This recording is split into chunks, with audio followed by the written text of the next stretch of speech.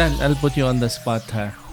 Mas creative ba yung generation natin? Because I'm not taking anything away. The young ones now are so creative. Yeah. And when it comes to technology, they know so much. That's why I always try to learn from them. Pero napapansin ko lang kasi nung 90s, late 80s, 90s, early 2000, parang that was the time na ang daming magagandang script na lumabas. Diba? Even The Matrix came out at that time. Is the generation the 90s, the people who grew up at that age, mas creative ba?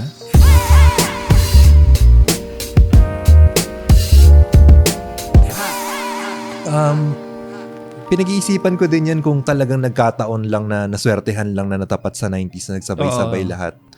Tapos, kasi parang marami din naman lumabas sa pangit nung panahon na yun eh. So parang hindi mo rin talaga masasabi na baka mas tumatak lang sa psyche ng ng people yung mga lumabas nung 90s. Pero hindi rin mo rin masasabi, parang ayoko ring i-blame na ay kasi 90s to lumabas, so maganda to.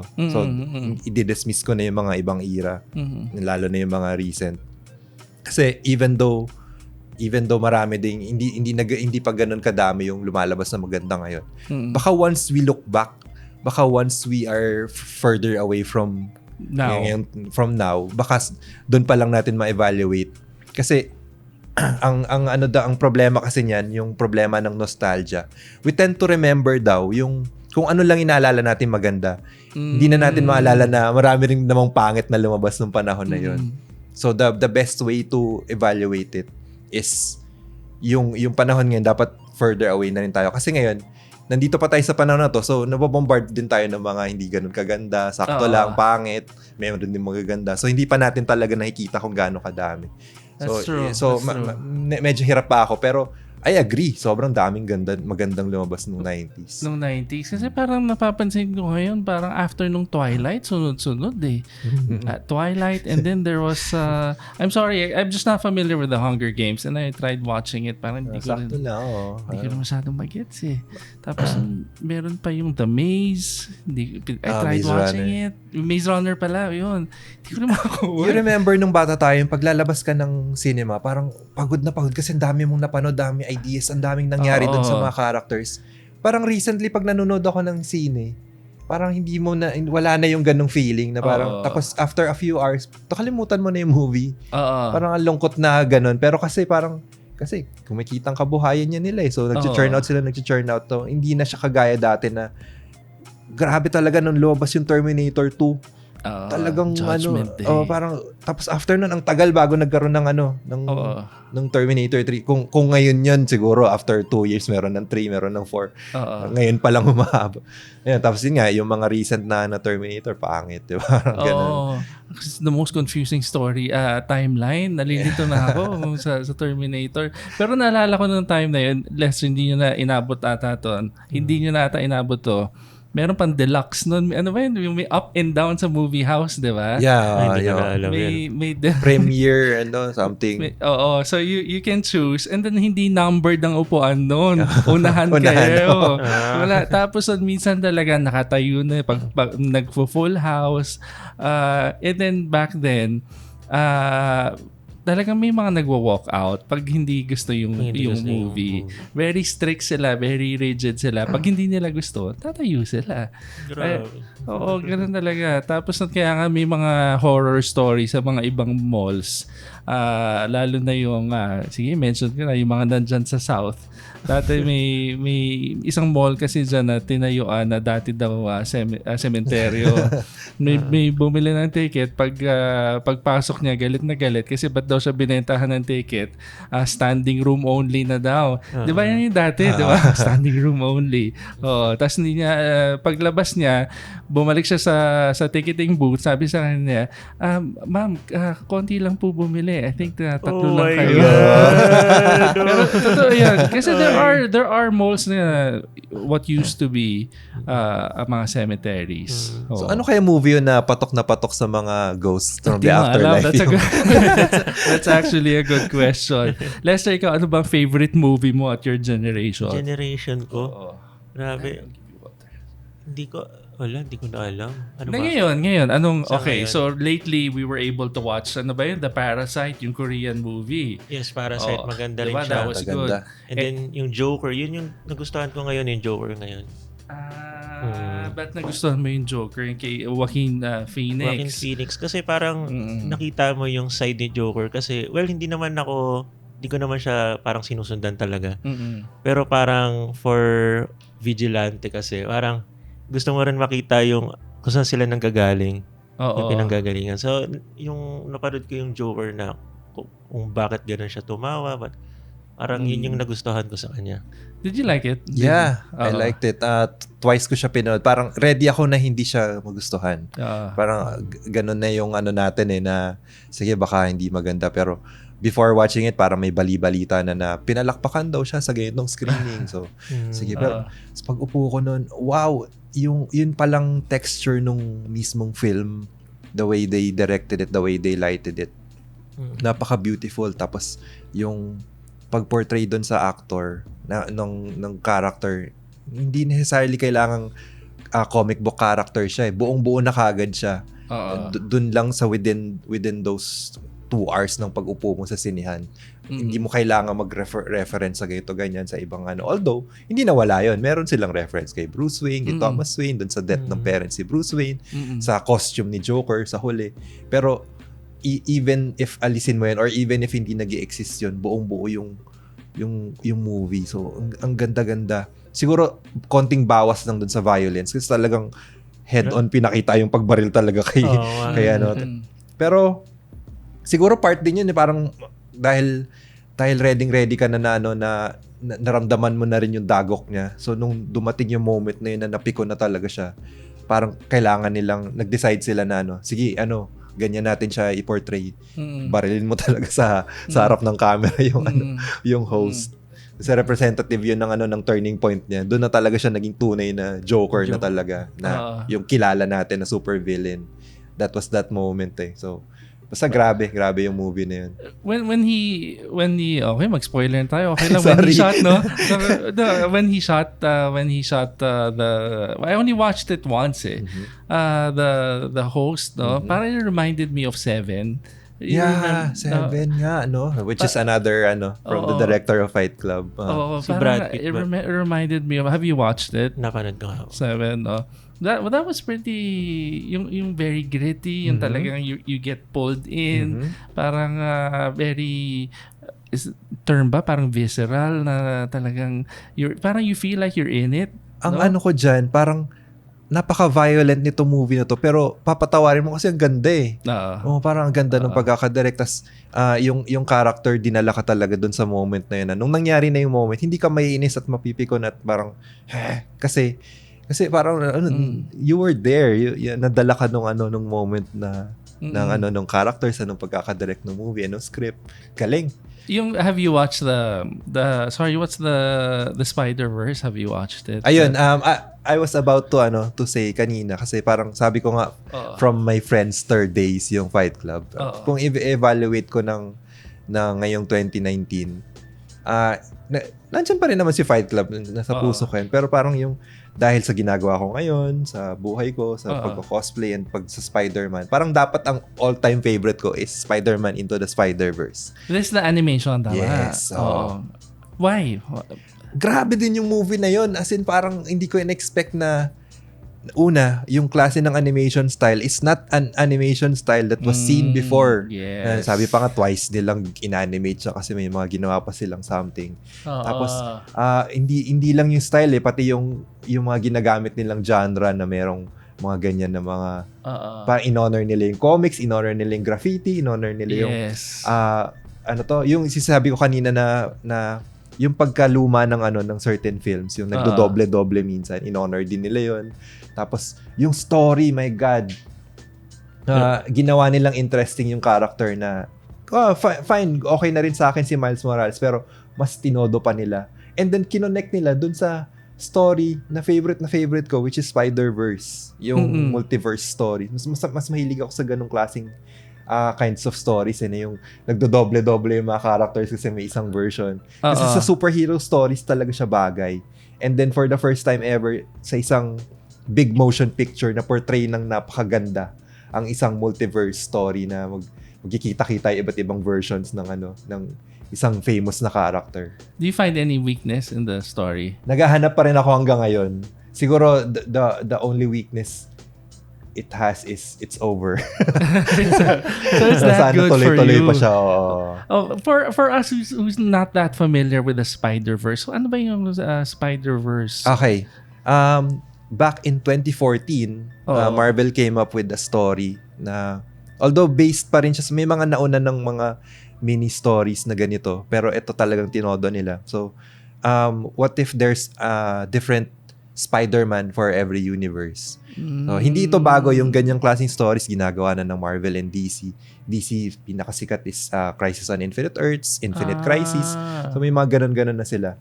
Pero nung 2014, talagang Spider-Man focus lang. What if there are other Spider-Men and women in different universes? So there's this villain called Morlun and meron siyang mga iba pang kasamahan na mga kung tutusin mga vampires sila, and then they tend to crave for different spider people. Some di ko alam kung bakit, pero parang hinahunt down nila lahat ng spiders in the different universes. Tapos so nung na-realize na nila ito na yung nangyayari, yung mga spiders, nagtipon-tipon sila para kalabanin. So very simple lang, pero ang daming nangyari. Pero yung personal bias ko towards that story, it's not just for that story, it's for the effect sa aming mga Spider-Man fans. So before that story came out, pagpupunta ka sa isang cosplay convention, you dress up as Spider-Man. Tapos may isa pang naka-Spider-Man. Ay, oh no, sana iba na lang pala yung sinuot ko. May kapareho ako, kumbaga may kapareho ako. Pero ngayon, dahil sa Spider-Verse, ibang universe, tara picture tayo, sama-sama tayo, hanggang sa yun na nga, nagkaroon kami ng organization. Although hindi rin naman to unique sa Pilipinas, kasi sa buong mundo may mga Spider-Verse cosplay groups. So, yun yung pinaka-main kong cosplay group na nasalihan ngayon. It's Spider-Verse PH, kung saan na-hunt down namin lahat ng mga nagko-cosplay ng Spider-Man sa Pilipinas. Tapos, tara, sama kayo. Tapos yun, naggrupo-grupo kami. Ngayon, we are 100 plus na sa group na. Pero hindi na lahat active. Yung iba nag-move on na sa ano. So, yan, may mga video kaming konti. Kasi itong pangalawa, yan, kami yan. Spider-Verse PH? Yeah. Okay. Ito. So, gawa ng member namin si Noel. Ganda naman. So, kinompile niya.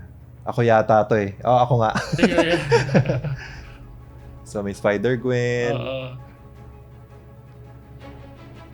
I'm sorry, is Spider-Gwen Gwen Stacy? It's a Gwen Stacy from a different universe kung saan siya yung nakagat na spider. Gotcha. Tapos, okay. si Peter yung may tragedy, siya yung namatay. Parang Flashpoint, parang gano'n. May kinda, parang yun nga, like I said kanina, dati pang ginagawa talaga yung mga different universe stories na yan. Mas adept si DC sa ganyan. May konting talent si DC sa ganyan. Pero yung una naglabas ng big screen version ng isang multiverse, si Spider-Man Into the Spider-Verse. Ang galing nga ng animation eh. Ay, isa pa yun. Doon pa lang sa animation, ang ganda na eh. Oo. I'm sorry, anong version to ng Spider-Man, the last one? I think that was, this one, that was based on a comic na Ultimate Spider-Man. So, ang dami niyo sa may mga babae din. Yeah, so si Silk, si Spider-Woman, merong Mary Jane na Spider-Man, merong Spider-Gwen. Ang galing, nakakatuwa na game pa lahat, no? Game na game. So, talaga. how was it when cosplaying was very new? Early 2000 ba? Meron na? I think so, pero syempre hindi pa ako masyadong aware noon. Tapos, first time kong naka-visit lang eh. Hindi ko naman intention na, may something doon. Ano siya? This was 2003 and it was Philbars, kung aware ka sa Philbars. So, Philbars is the comic book shop. It was their 25th anniversary back then. So, may event sila sa Glorieta, sa gitna. Tapos, parang, may mga nakabihis. May nakabihis ng Darna, may nakabihis ng Optimus Prime, Batman, ganyan. Tapos, syempre, kung ikukumpara mo sa quality ngayon ng mga costume, hindi pa ganun kagaganda. Tapos hindi ko alam kung bakit ko dala yung costume ko. So, sinuot ko na din. Tapos, nakatambay lang ako, nagtitingin-tingin. Tapos, pinasali ako. Sali ko sa cosplay contest. Ngayon, hindi na ginagawa yun eh. Kasi ang dami na talaga sumasali. Sila parang nag-ano pa sila, nag-i-invite lang sila na kung sino mahila nila. So, yun yung first brush ko sa hindi ko na akalain noon na magiging buhay ko pala later in my life. So yun, that was early 2000s. Parang mas pag sinabi kasing cosplay, mas anime ang naiisip ng mga tao. Totoo nga. Kasi doon naman talaga galing sa sa Japan. So crossplay yung nila tawag. Crossplay. Okay. So parang play. So parang nagpo-portray ka ng characters, parang kang nag-acting, naglalaro ka ganun or theater na nasa entablado ka ganun. Tapos costume, so cosplay. So pero nung binasa ko, hindi rin naman pala totally sa Japan galing. So sa kanila nag-boom. Pero na-inspire lang din sila ng mga Star Trek conventions. Ang dami kong natututunan. Very good. Okay. So nung 70s na witness nila na sa States kino-costume nila yung mga sci-fi characters starting with Star Trek and then Star Wars. So nakita nila, let's do that with our manga characters, with our anime characters. Mas nag-boom sa kanila and then eventually, noong mga late 2000s, umabot na rin sa Pilipinas. And here we are. Wow. Global phenomenon na siya. Who would have thought it emanated from the US, no? So, mas naging popular lang siya sa Japan. Sa Japan, no? Mas Japan talaga siya. Mas Japan thing talaga siya. Pero when in the Philippines, when it was starting, marami bang activities or events? Or was it just talagang once a year? Ang PhilBar, it was 25 years old at that time. So tagal na nila. Sino ba nauna? PhilBar or si Odyssey? Yan ang hindi ko masasagot kasi nung namulat ako sa pagbibili ng comics, sabay ko sila nakikita. Diba? Dalawa. Nasa isang mall sila. Head-on na hindi sila. Hindi ko alam kung sino yung nauna. Pero at that time, may mga events ba for mga cosplayers or talagang kayo-kayo lang na nagbi-meet up? Dati, lang sila, part lang sila ng convention. Pinakasikat nun is the Toycon, the Philippine Toycon. So, ang bida talaga is the toys or the sellers, comics, tapos biglang, ganitong oras, magkakaroon po tayo ng cosplay. So, may contest, gano'n, na may parang catwalk. Yan. So, kumbaga, singit lang siya sa program. And then, mga siguro late 2000s, early 2010s, nag-start si Cosplay Mania. So, for the first time, yung convention talagang cosplay-centric. Na contest siya talaga almost the whole event. Tapos yung mga judges, cosplayers din from ibang bansa. So talagang concentrated. So etong si Cosplay Mania, bukod sa gumawa lang siya ng isang event, meron siyang mga small events throughout the year na umiikot sa iba't ibang parte ng Pilipinas. Tapos yung mga nananalo doon, yun yung parang main event nila yung Cosplay Mania. So lumaki ng lumaki. Okay. So sa tulong ng Cosplay Mania, para sa akin, sa point of view ka, sa Cosplay Mania din lumaki yung yung cosplay scene sa Pilipinas. Cosplay Mania. Yeah. May career ba? If someone is interested, someone who's watching, medyo interested, parang I wanna cosplay. Is there a career in it? Well, if kumikitang kabuhayan, there are people na naging parang famous sila for cosplaying. Like si Alodia Gosingfiao. Kumbaga parang dahil sa nag-start siya as a cosplayer, nagkaroon pa siya ng hosting career, modeling career, and everything. So parang naging starting point siya. Pero hindi yun parang sa lahat eh. Ako naman, itong ginagawa ko na to, talagang hobby siya eh. Talagang gastos lang siya. Pero may mga certain characters, like si Spiderman and si Michael Jackson, na magagamit ko sa mga racket. So I get invited to parties, children's parties, or events. So I tend to, yun nga, nagtagal sila sa yung itong characters na to, nagtagal sila na gamitin ko kasi bukod nga sa popular, may konting money on the side. Tapos at the same time, sila din yung mas ginagastusan ko kasi may ROI, may return on investment. Pero syempre, hindi naman as a cosplayer and as an artist, parang magsasawa ka rin kung panay silang dalawa lang kasi dahil sila yung kumikita. So minsan magsingit ka ng talagang character na siguro isang beses mo lang gagawin, na talagang for the love of the thing lang talaga. Na alam mong hindi ka naman kikita dyan, alam mong gastos lang yan. Minsan magulat ka na lang, ay pwede pala. May-invite ka na lang bigla. Ako yan. That's you? Okay. So you're saying, not necessarily a career, pero it can open doors for you. Yeah. I think so. Kasi parang nakikita ng tao na kaya mo mag-perform. Meron kang guts to put this on and in public. So, ibig sabihin, baka you can do something else or you can do this. May background ka ba sa performing arts? Or where did you get that? Because not everyone can have the confidence immediately. Kasi yung parang what you're doing, parang you're really into the persona of munti ko na sabihin Michael Jordan. Basketball ulit, the persona of Michael Jackson. So, immediately ba nung first suot mo ng Michael Jackson, ganyan ka naka-confident? Parang hindi rin eh. Pero like I always said, parang there's always a specific topak for someone to cosplay. Parang, sige, meron ka sigurong topak sa arts, meron kang topak sa pag-perform ng music. Pero yung magsusuot ka ng something tapos tatratuhin kang parang human laruan na ganun, parang hihilahin ka ng tao. Pa-picture. Wala na silang pakialam sa well-being mo. Laruan kang malaki, mascot. Definitely. Parang merong certain kahihiyan na pagka hindi mo nalunok yung kahihiyan na yun, ay baka hindi para sa yung cosplay. So may specific na topak at baka nabiyayaan ako ng specific na topak na yun. But it reminds me of parang yun nga yung mga impersonators before. Sila naman more on parang real life yung mga characters na ginagaya. Parang si John Santos. Diba? And there's some Willie Nepomuceno. Diba? Pero sila mga political characters ang minsan ginagaya nila. Tapos yung mga nasa SNL naman, Saturday Night Live, yung mga ganun, yung mga gag shows. Siguro si John Santos, if he was born at this generation, baka cosplayer siya, Pwede. Are you familiar, Lester, with so back in the day, nung wala pang mga cosplayer, yun yung mga impersonators nga. They mimic yung mga political characters, mga personalities, no? Parang si Era pa dati, naalala ko eh. Naghalo-halo na eh kasi sa cosplay, weird na kasi I cosplay Michael Jackson, I cosplay Stan Lee. Pero parang pag sinasabi ko yun, meron akong certain, tama ba yung sinabi ko, parang ganun, kasi hindi naman sila characters eh. Kasi pag cosplay, dapat manga characters, anime characters, comic book characters, movie characters, even books. Pero real life, impersonator na yan. Pero ang lagi kong sagot dyan is, these characters are almost superheroes in their own right.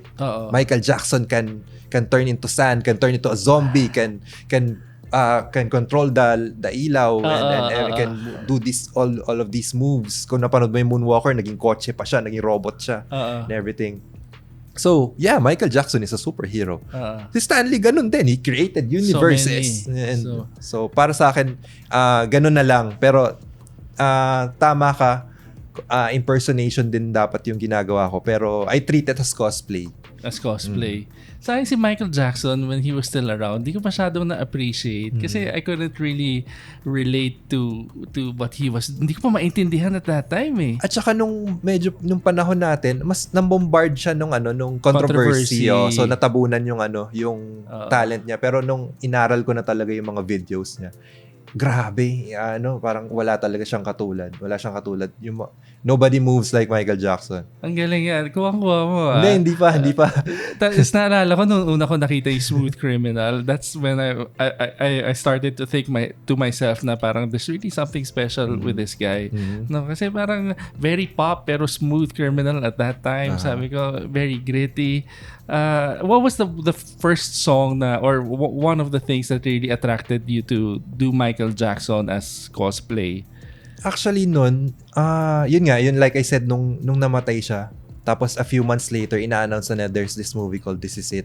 Yun nga, yung parang tragically, hindi niya natapos hindi niya nagawang i-perform, ilabas yung kanyang last concert na hindi pa niya alam na last concert na niya yun. So, panoorin na lang natin yung behind the scenes. So, nakikita ko na parang, na-excite na ako nung trailers pa lang, na parang, doon pa lang parang, oh my God, kailangan ko siya i-cosplay para pagdating na lumabas na sa sine yung This Is It. Dapat naka-costume ako. Anong year yun? Sorry to ask. 2009. 10 years ago. 10 years ago. 2009. I'm sorry. The cause of death is still May verdict na, diba?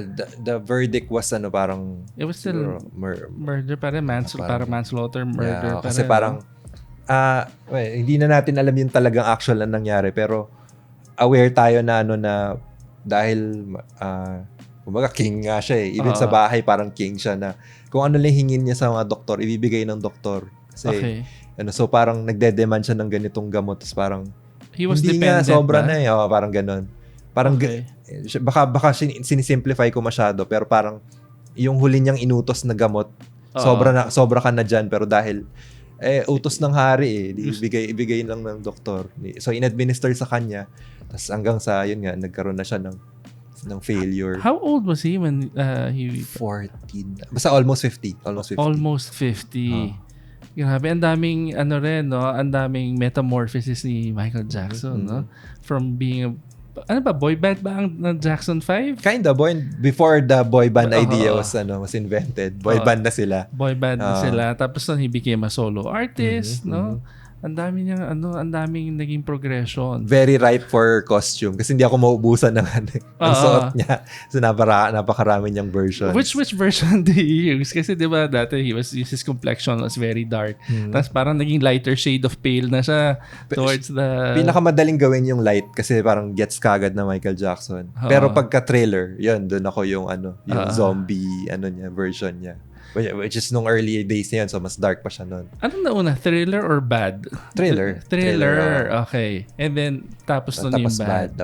Tapos mas maputi na siya nun. Tapos hanggang sa naging ba yung next? Dangerous yata yung album niya. Next, yun pumunta na siya sa Pilipinas nun.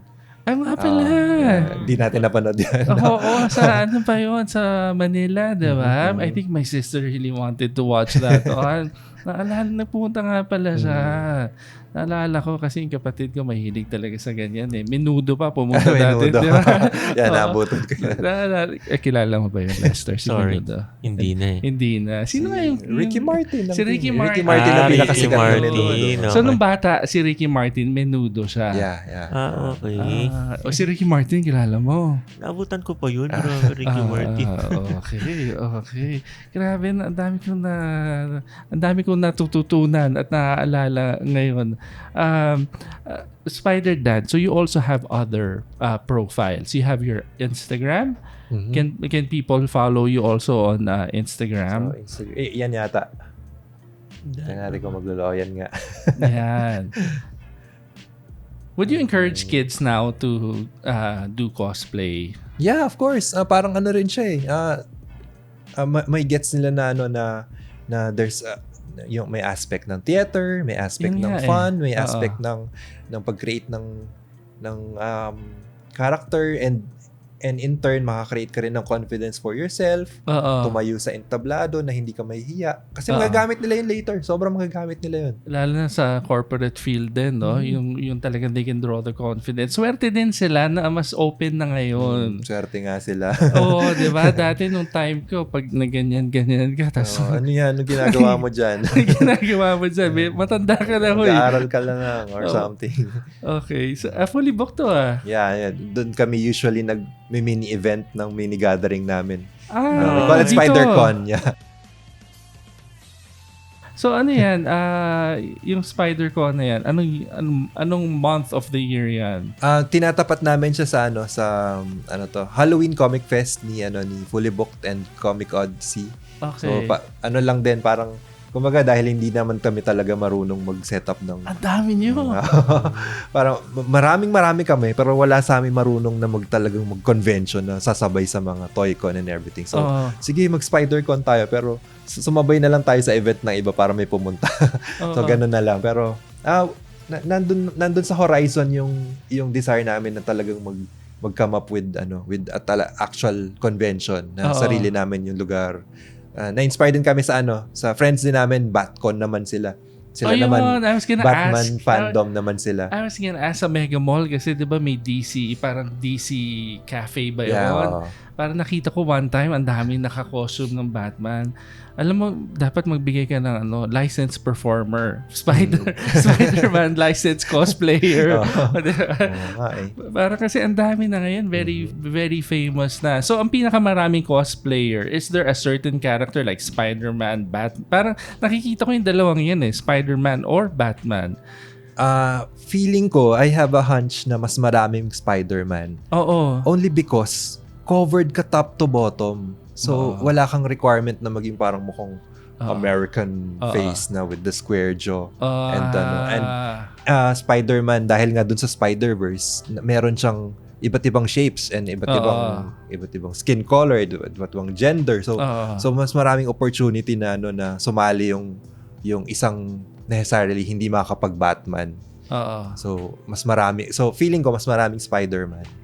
Parang mas tugma sa physical requirement ng Filipino sa Spider-Man. Isa pa yun. No? Tsaka pagka nahihiya ka talaga, okay lang kasi hindi naman kita yung mukha mo. Parang lang, yung initiation sa UP, nakatakip naman ang mukha mo. Okay lang yan. Oblation run. Nakatakip naman mukha mo. Pero yun nga, yung sa Batman, sobrang si Bruce Wayne kasi kailangan intimidating physique. No? Tapos tama ka, square jaw dapat. Parang di masyadong mahirapan ng Filipino. Ang nakakatawa kasi, a member of us is actually organizer din siya ng BatCon. Tapos siya, malaki katawan niya. Tapos English speaking siya, magaling siya. Tapos parang siya rin yung tumatayong leader namin kasi very Batman siya sa amin. Very Bruce Tapos nakakatawa, sila yung naunang nakapag-create ng proper na convention. Kasi meron namang big genre convention like Toy-Con, Comic-Con. Pero nakikita ko nagkakaroon na ng pattern ng merong mga maliliit na na sub-genre na may sarili silang con. So si Sticker Con, Batman Con, tapos kami Spider-Con. Pero kami talagang sobrang humble lang na nakikisabay lang kami sa event ng iba. Pero si BatCon, dahil Bruce Wayne sila, may budget sila. Kami Peter Parker lang kami. Ay, makikisingit lang po kami. High school pa, wala pa. Naka-allowance pa. Si Bruce Wayne naka-trust fund So yung mga fans din ni Bruce Wayne, meron din silang budget to. Nakakatakot maging part doon. Parang kailangan malalim ang packet mo.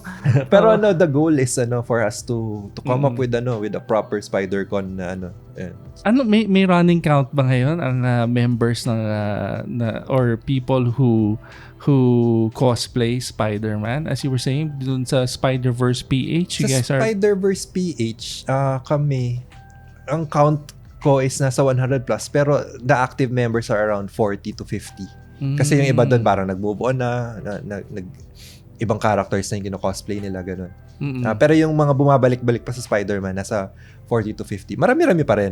40 to 50. Tapos, hindi pa yun yung parang ang rule namin is kailangan na-meet ka namin in person. Nag-gather. That's good. Para ka makasali. So, if you count pa yung mga hindi pa kasali, marami pa kasi meron pa mga nasa Visayas and Mindanao na nagko-cosplay din. Example from Mindanao, si Gagam Vlog. I-check that out. Ang gimmick naman niya. Sasayawin lang niya lahat ng popular dances in Spider-Man costume. Yeah, so sikat na sikat yun. Ang problem lang, hindi siya makasali sa team namin na Spider-Verse PH kasi nga yung rule. Kasi you have to meet. You have to meet in person. Kasi nga pag hindi namin ginawa yung rule na yun, edi buong mundo na isali natin sa Spider-Verse PH. Pero tama yun. At least sige to nung okay ba tong taon na to? Hindi, tsaka i-goal namin na puntahan siya or siya pumunta sa amin. Pero excited kami pag nangyari na yun. I'm sure mangyayari din yun. Si Gagang Vlog. Very universal talaga ang appeal ng Spider-Man. Kasi naalala ko may basketball player, street ball. Si Professor. Yeah, Professor? The Professor lang yung The Professor ata, 'di ba? Nag-Spider-Man na rin siya. Si Professor. Oo, 'di ba? And then yun yung kanyang come-on, yun yung kanyang gimmick na he plays basketball in a Spider-Man costume. So, ang dami talaga rin pala gumagawa. Now it's just coming to my consciousness na ang dami pala talaga. Parang sakto siya lalo video yung media natin. Parang magaling na nga yung ginagawa mo. Plus in a Spider-Man costume, dagdag appeal yun somehow. So, magaling na nga siguro yung music namin sa pagbabanda. Pero plus may naka-Spiderman na bassist. So nagkaroon ng extra So ganun din siguro si Professor sa pagbabasketball niya. Sabi mo nga. Dun sa dancer na si Gagam Vlog. Magaling naman siya sumayaw pero dinagdagan pa niya dahil naka-Spiderman costume siya. Kailangan may visual identity nga as you were saying. So lalo video yung format natin. May dagdag siyang appeal. Mas tatapusin mo yung video because he's in a Spider-Man costume. Ito nga, no? So, I see your point. I very much see your point. Kasi because of you're expecting a lot of magic pag or a lot of character, especially when it's in a Spider-Man costume. Tignan nga natin si Gagam Vlog. So Gagam tapos VLOG. Di ba parang may Filipino version na rin na Spider-Man na ginawang movie dati? Si Gagamboy. Oo, si Bong Navarro. Bong Navarro, Gagamboy. Meron din Gagambino, sa Channel 7, ang dami na. What's his name? Marami. Napakaganding siguro nung concept ni Stanley at Steve Ditko na it ran across the universes. Ito si Gagam... Ito ba yun? Si Gagam Vlog? Wait, hindi ako alam kung tinanggal na niya. Ayun, yan, maka-Spider-Man na yan. Panoorin natin. Ito yung sinayaw ni Lester eh. Naalala ko na. Lester, sinayaw mo to, di ba? So he's got views that I could only dream about. Ano yung views yan? Oh diba? My goodness. Lakas, diba? Hindi ko makita, Lester. Sorry, may Tito Eyes. Nasa 9 million views. Wow, diba? Nakakatuwa. Pero marunong siya sumayaw. Yeah, magaling siya sumayaw. Oo, kaya naman pala nanonood talaga. Mga dancers din itong mga kasama niya eh. Galing. Nakakatuwa ka. Gusto panoorin lahat. Okay. Galing sa kaya. So there's something about Spider-Man na hindi ko alam kung will it work kung kunwari naka-Mickey Mouse siya or naka-Batman siya or naka-Pikachu, whatever. Lalo na pag naka-Superman, hindi. Di ba? Parang merong something talaga sa Spider-Man na extra better than any other costume or as yourself lang. Na hanggang ngayon, at my 20th year of cosplaying Spider-Man, meron lang ako mga snippets ng sagot. Is it his design? Is it his story? Possible. Hindi ko alam kung ano yung X-Factor talaga no? Hindi mo ma-pinpoint Sorry, nanonood na ako Panood ako si Gagam Vlog. Galing. So yan ang niya. Yan ang kanyang take on Spider-Man. Is it hard to get the costumes? Nung panahon na nagsa-start ako, mas mahirap siya. Oo. Lalo quality. Pero lately, sobrang dumali. Kasi meron pwede ka nang bumili sa Lazada, sa Shopee. Tapos nag-start yun nag-start mag-sell ng patterns yung mga cosplayers. So, a pattern is yung nakalatag na version nung design nung Spider-Man. And then tatahiin na lang. Okay. So, they started selling it and siguro na pirata. Na-share na rin. Or baka hindi naman nila sinesell necessarily, baka binibigay nila na libre. Pero the thing is, nung nag-start na mag-share sa internet ng patterns, dumali na rin for the costume mananahe of the world to create ready-made costumes na isisend mo na lang yung measurements mo. Tapos i-deliver sa'yo yung costume para may template na sila. May template na, exactly. Okay. Doon kasi pahirapan talaga kasi yung mga sastre, parang hindi nila maintindihan yung paano magtutugma itong spider web na to sa balikat and sa masas, paano yung gagawin yung mata. So talagang pahirapan. Ako grabe, ikakabit ko bonnet tapos sabay medyas nandito sa kamay, di ba, parang ganoon. Tapos nung na-meet ko yung isang magaling na cosplayer, this was about 2012. Siya yung una kong nakitang movie accurate na costume. Ang 2011 pa lang nito, pero meron na siyang costume ni Andrew Garfield from the movie na lalabas ng 2012. So, kinausap ko siya, kinontak ko siya na pwede magawan mo rin ako ng ganyan pa-commission. So, hanggang ngayon sa kanya pa rin nagpapagawa, even this one. How many do you have? Hindi ko na mabilang from way back. Madami ng mga kumupas na rin. Hindi ko na rin nagagamit. Pero yung active ko ngayon siguro nasa 5. Na pwede kong gamitin anytime. Pero yung mga iba na kumupas na, hindi ko na mabilang. So you have more than 10 siguro? Mga ganyan. Since it's been a duration of 20 years. Kung kaya niyong puntahan yung Facebook ko, yung current kong cover photo, naka-collage ngayon doon yung ano ko. Sa Facebook. Lester, can we check Facebook na daw? So if they want to follow you on YouTube, it's SpiderDan. On Instagram, sa Instagram? SpiderDan Geromo. Ayun, Geromo. Okay. So my cover photo, this one, is medyo updated na list. This is all you? Yeah, so nag-start siya 1999. Tapos yun, meron akong mga hanggang sa umabot na tayo ng 2019. Dami na. Grabe. That is what you call passion and love for the character, ha? And addiction. Okay. Ang galing. Dan, do you have kids ba? When you do, or if ever mga nephews, would you recommend that they also get into cosplay? Yeah, of course. Kasi parang parang if you're a young person na makita mo na na pwede pala ito sa mundo and it's accepted and makakatulong din siya sa kahit pa hindi ka mag-corporate career, parang kahit mag-solo ka lang or whatever, kasi talaga siya, nakatulong siya ng confidence na na you're doing something fun and the canvas is you. Yes. Hindi hiwalay na bagay yung canvas, yung paglalagyan ng work, artwork man yan or whatever. Ikaw yung magdadala nun. So, makakatulong siya sa character development, confidence, public speaking. That's true. Public speaking most especially. Would you specifically push for Spiderman?